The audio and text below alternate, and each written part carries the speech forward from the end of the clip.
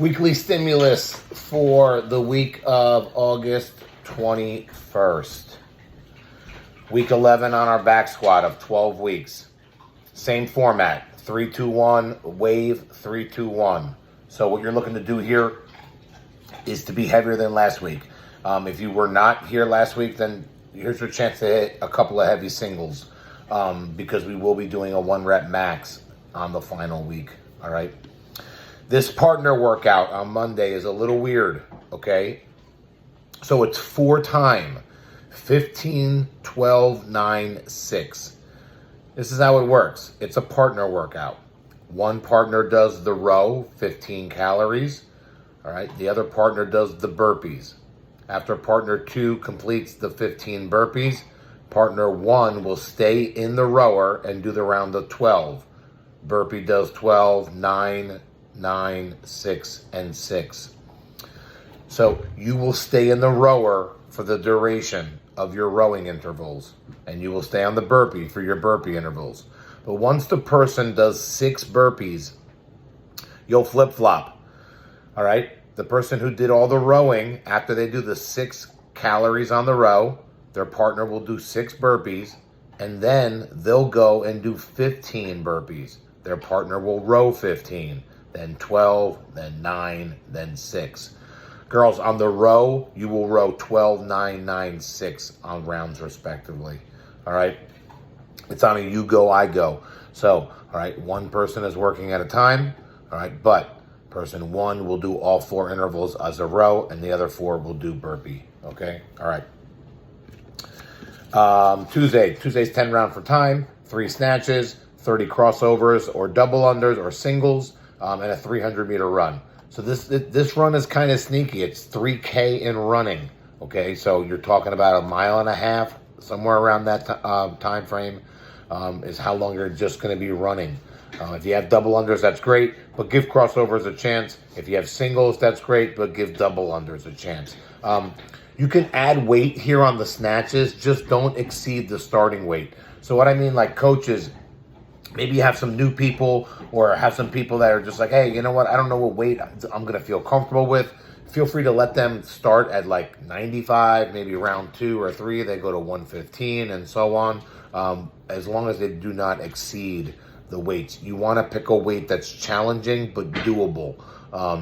So yeah, you're looking to get rounds done in under 3 minutes. I think that's totally doable, especially on whatever weight you choose for the bar. All right. Wednesdays in every 5 minute times 6 rounds. So time remaining will be rest here. You'll have a 5-minute clock interval 6 times. All right. And after you complete all the repetitions, time remaining will be your break. So we're looking to get this done in right around 3.5, 4 minutes. So you can have a nice minute to 90-second break. So the wall balls, that can be done in a minute, 21 reps. They have 9 hang power clean and then 9 shoulder to overhead. So if you plan on dropping the bar, maybe drop before the 9th rep, do your final hang clean, and then go ahead, go shoulder to overhead. That should be a weight you can handle for repetitions overhead. Doesn't mean you can't drop it, but make sure you're picking a weight you can move. Same thing on the bike. All right, you're looking at maybe 90 seconds on the bike, 2 minutes tops. So 2 plus the wall ball is 3. Shouldn't take you more than a minute to do the barbell, especially with some transitioning. And if you're faster, you're going to be right around the 4-minute mark. All right, so you have a nice break of at least a minute. Okay, again, pick weights that you can handle there and move. And that's something you can also add weight. Again, do not exceed the RX weights. 5 rounds for time on Thursday.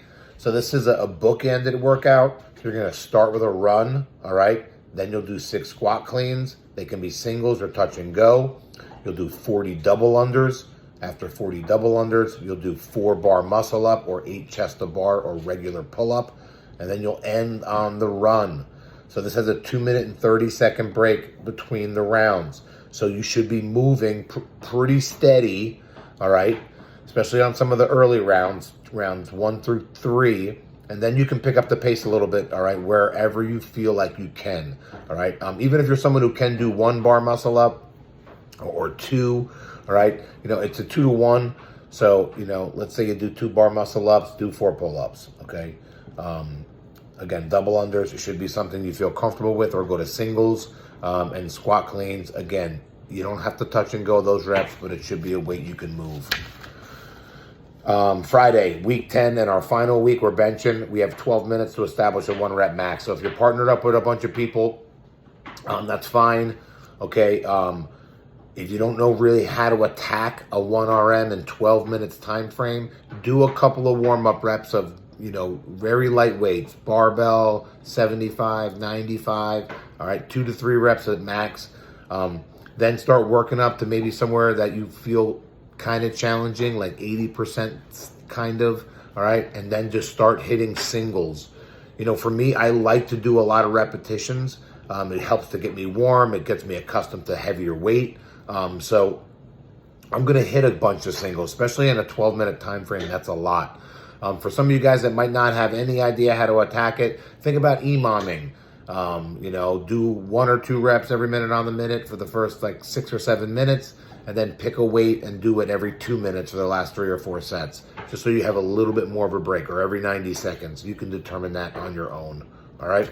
All right, this is a ladder, all right? Afterwards, it's 4 total bar that go up by 4 every round. It has a 16-minute cap, and it's 20 alternating dumbbell snatches that goes up by 5. I know with having 5 repetitions on a dumbbell snatch movement, I wouldn't worry about doing an extra rep or 2. So if you pick it up with the right arm and you alternate from there every round, it's not going to be a problem. So round 1 is 420, then 825, 1230. So this workout goes up. These are really challenging. So be smart on how you control your heart rate on the early rounds and how you break it up. Going unbroken on the round of 8 sounds great, and if you can do it, that's great. But if you start doing sets of 2 on the rounds of 12 and then singles on the round of 16, you're totally missing the point on this workout, all right? So make sure you can be consistent in your reps.